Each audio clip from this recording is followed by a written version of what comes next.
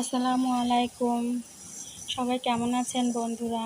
আলহামদুলিল্লাহ, আমি ভালো আছি।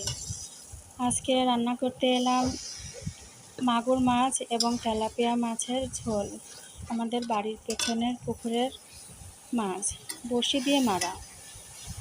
আর হ্যাঁ, আমি কিন্তু মাছ ধরতে পারি না। জুবায়ের, আমার দেওরের ছেলে, বড়শি দিয়ে মাছ মেরে আমাকে দিয়েছে। ছোট মানুষ জুবায়ের, মাছ ধরাও ওর পছন্দ খুব। জুবায়েরের মাদ্রাসা বন্ধ আছে, তাই সুযোগ পেয়ে মাছ ধরে দিয়েছে। মাছগুলি পেয়ে কী করবে, তাই আমাকে প্রায় দিনই দেয়। পুকুরে টাটকা মাছ, সেই কিন্তু স্বাদ। আজকের মতো বিদায় নিলাম। আপনারা সবাই বলবেন যে কেমন হয়েছে।